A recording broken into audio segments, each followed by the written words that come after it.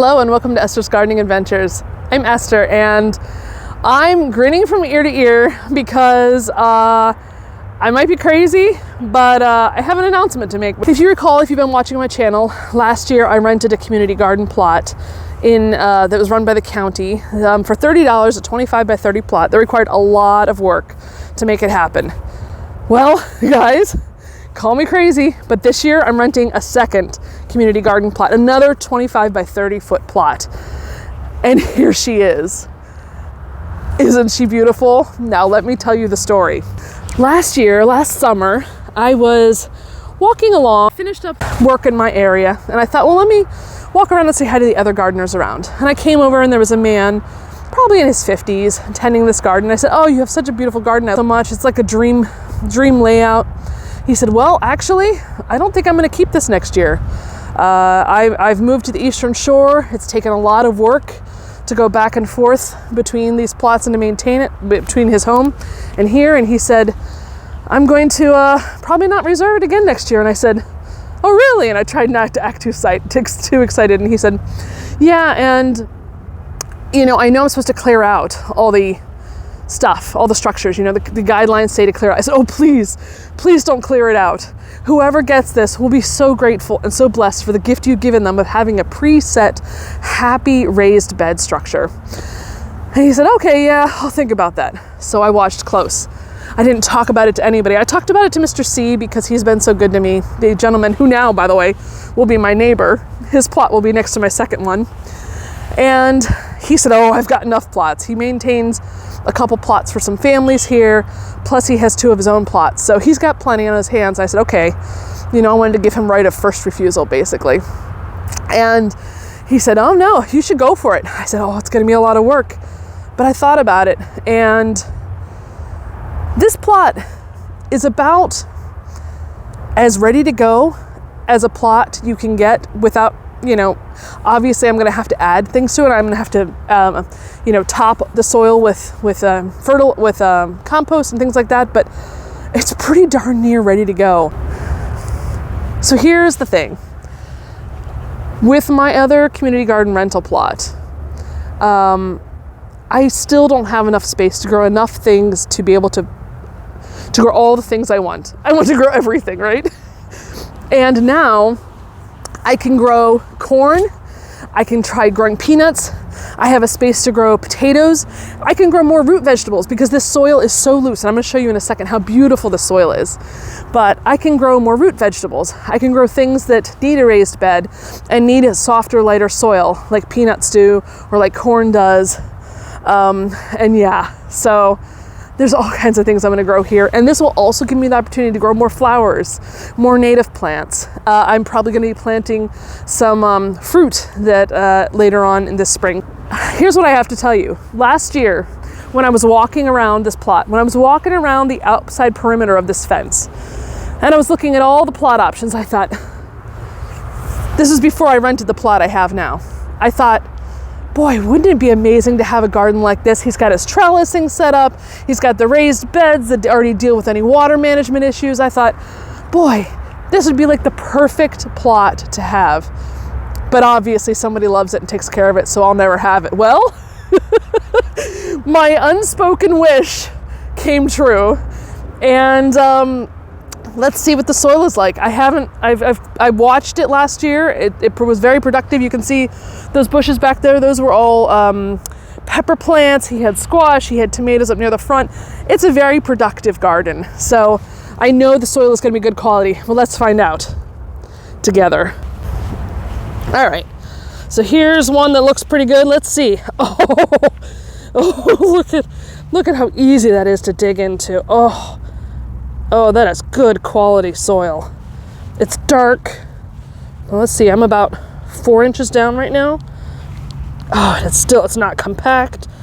Oh yeah, this is a dream come true. Honestly, this is like, obviously I need to top dress this. I'm going to need to top dress all of them, which is going to be expensive, but the amount of work it would make to make a garden like this up to snuff, if it wasn't like this, would just be so much. I would have never been able to take on this other plot if it wasn't this quality. So here's what we have. We have 1, 2, 3, 4. We have 8 on each side, and these are probably about 2 feet wide. And then he has, or I now have, crazy. Then I have now he has plastic down. I can see he's pegged it down here in the middle, and this is where he grew his squash last year. So this is where I'm going to probably grow squash. There's still an eggplant. Maybe I'll save the seeds from this one if it's not destroyed. Look, there's still an eggplant sitting here.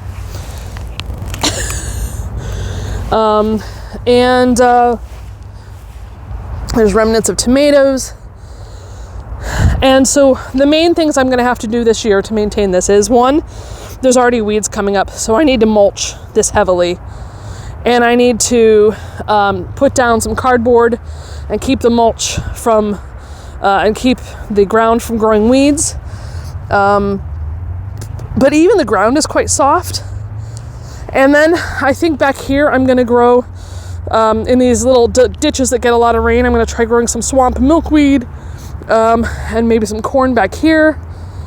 But honestly, this is a gift beyond all gifts to have. For $30 more, for $60 a year, to have this plot and the other plot. I just feel so blessed and so grateful that I've had this opportunity. And there's a lot of work ahead.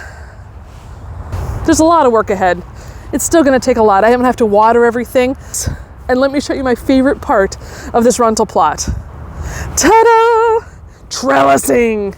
I have been so bad about setting up trellising, and this one, he set up really nice bamboos, which are easily replaceable. You can see up here there's holes to stick the bamboo through if you need to replace them. Definitely do some vining beans and some lima beans here. And I may move the tomatoes to that side, since I know he had them on here this year and I don't know how much disease they had. So I'll probably do some tomatoes over here. I'm definitely going to do some squash, some more peppers. And then here's sort of the difference between this plot and the other one. Right now, it is almost 5 o'clock. It's almost 5 o'clock in the afternoon. And of course, it's still winter time, so the sun is different, but there is still sunlight on this garden plot at 5 o'clock. My other rental plot, it's all shaded by now. So what this means is plants that benefit from a full day of sun, from 10 hours of sun or more, I can plant here, and I can save the other one for things that need a little bit of afternoon shade or do better with shade, like greens, like cabbages, like kales. And there's enough sun in the other plot to grow what I need that needs full sun as well. But, and you can believe I'm gonna have a row of giant sunflowers along that back fence. That's not a question. There are gonna be some giant sunflowers there. And yeah. I'm just so tickled pink right now. I'm euphoric because this just means so much to me. To be able to, I feel so fortunate. I know there's people who can't have access to community gardens or don't have these opportunities, and I'm not going to waste it. I'm going to make the best of it, and I look forward to sharing with you my adventure as I try to keep up with. Oh, let's see. Now it's about 1,000 square feet, I think, when you count the 2 community garden plots plus my home area that I'm maintaining. And yeah, it's going to be a good year, and I can't wait to take you along with it. The winter sowing season is starting soon, and I'm going to be doing tons of videos on that, so please stay tuned. Check back in. Thank you so much for watching, and I'll see you next time.